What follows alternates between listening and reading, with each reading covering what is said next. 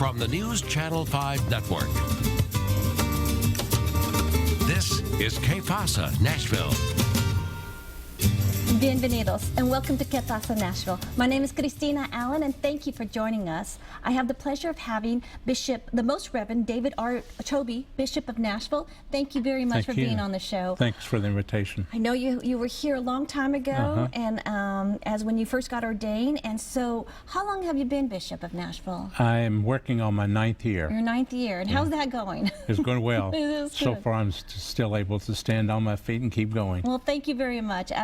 I am Catholic myself and have served a lot with our churches and boards and stuff, so very familiar with being Catholic here in Nashville. When I first moved here in '88 and the difference it is now. Wow, what a difference. The whole city is being transformed really through growth.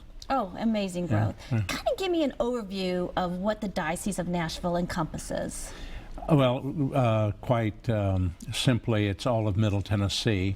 So we go from the Kentucky border to the Alabama border, from the Tennessee River over to a line just a little bit east of Cookeville, about 18,000 square miles. And in that, how many Catholics are projected to be in this area? Including Hispanics, there would be approximately 180,000 Catholics. And do we know from the 180, how many are Hispanics by any chance? Probably a good, I would say probably a good 70, 80,000 would be Hispanic. Wow. Yeah. So with the, so how many parishes is that and schools? I mean, round numbers? 53 parishes, 3 high schools, 16 or 17 elementary schools. Wow.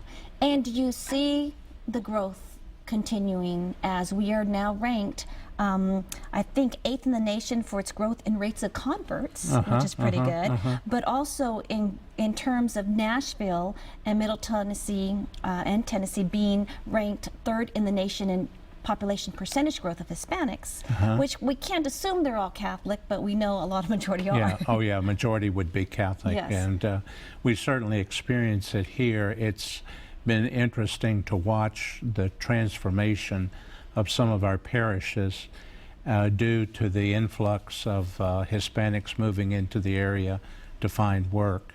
And some of the smaller parishes actually have been impacted the most with their overall parish population becoming even the majority of them being made up of Hispanics. Yeah. And do you find are they more in the rural areas? In the rural areas, places like Bedford County, places like McMinn County, because of the nature of the work that's available in those areas, there tends to be a little higher concentration of individuals who've come here to do work in the landscaping business, you know, stocks for landscaping, and in the poultry producing businesses. And obviously, like for instance in McMinnville, I know it's the largest nursery in the world is located there, and they need that manpower.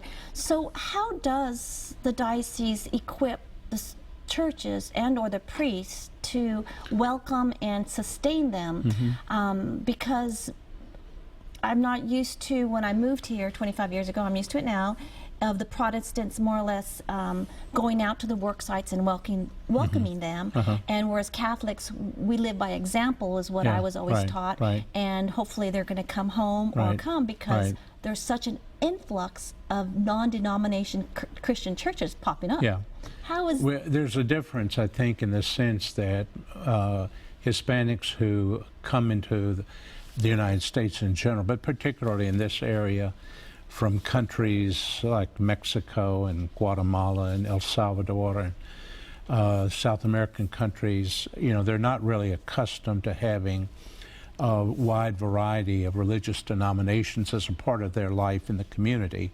It's primarily Catholics and to some extent a growing presence of Pentecostal churches. So when they come here and they see the great number of Catholic and Protestant churches, I'm sure it must seem a little bit confusing. It's interesting that some of the Protestant churches seem to be adopting some of the Catholic practices in order to attract Hispanics. And I see them like doing Bible school classes in Spanish, or teaching and reaching out and teaching ESL, English language, the English as a second language, which is great for the Latino community. Right.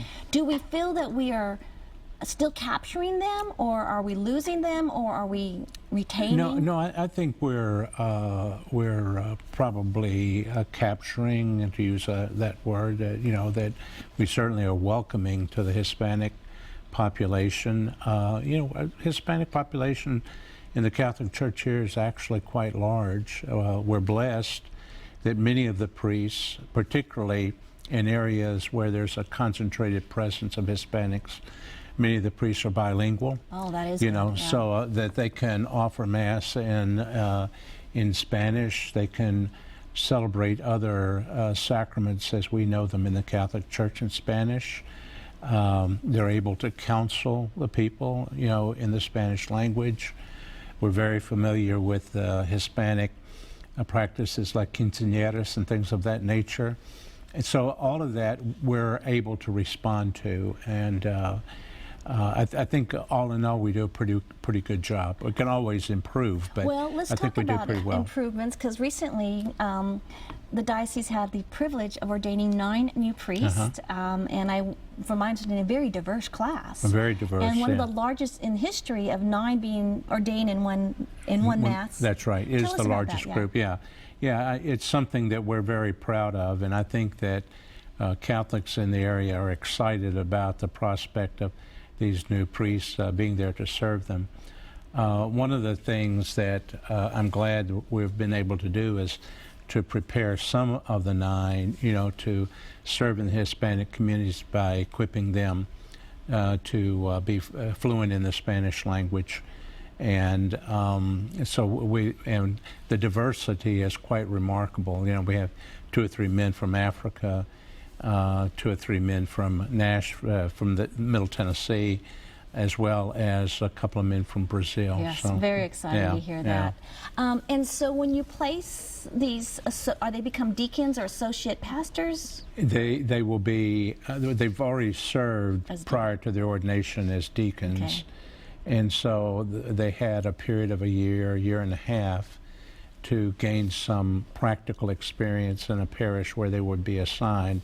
Then following their ordination of the priesthood, then they are assigned to a parish as an associate pastor. Wow. So the big job's there for them. Well, that's very exciting to see that. And I was also very excited to see the Dominican sisters, that 5 of them have taken their vows from is it St. Cecilia Academy? From this congregation of St. Cecilia, yes. That's right, yeah. And what are the roles of the sisters? I know there's the Sisters of Charity, and then there's the Dominican sisters. Right. Can you kind of tell us the difference? Well, historically, the way in which it seems that God's grace works within the life of the church is that individuals have a sense of a calling, an inspiration to do something of a specific nature for the assistance of other people. For example, Mother Teresa, whom your audience would know very clearly, initially when she became a religious working in India, she entered a community that was dedicated to teaching. But on a train trip from one point to another, she just had this sense that God was going to ask her to do something uniquely different by way of serving the poor. So in the history of the church, there are all these different communities. All of them have a particular purpose for the work that they do.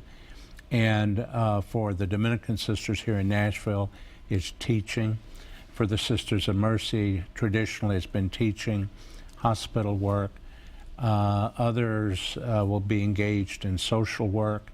There's a wide variety of And things. therefore their habits are different looking as Right, well. But yes. they're still sisters. That's of it. right, right. Well, since we kind of brought up, an international icon like Mother Teresa, I do have a Pope crush these You do? days. I Okay. do. You're not alone. I know. I mean, I am so proud to be Catholic, being with the Pope and his humility, and we get to see through Facebook all the new things he does and the different things he does. How does that, having someone in that position, has it affected returning Catholics, or has it affected attendance at church? I don't know. Oh, I think it probably has. You know, he's got a very warm and engaging personality. I met him last October, and I'm going to meet him again in about 5 weeks in Rome. Do you have a selfie with him? So, no, there's photographers there. They take plenty of I pictures. know, but get a selfie and put it on your Facebook here in Nashville would be But nice. I don't do computers, so I don't know what a Facebook account even looks like. Okay, well, we'll work on that. But anyway, yeah, he's very warm. He's very personable. As you say, a very approachable, very humble sort of a man. And I think it's that warmth and that approachability that really has captured the imagination, of Catholics and non-Catholics alike. I also think it is a calling to return, or is a calling to serve, because you have a leader that's giving the example of doing so. And sometimes we've lacked that, and seeing that is, I think, very inspirational, Yeah. especially as with social media, it's been able to be communicated more effectively, his humility and so forth. Bishop, we're going to take a quick break, Okay. and we're going to be right back with Bishop Choby to talk about the growth of Catholics in Middle Tennessee as well as Hispanic Latinos.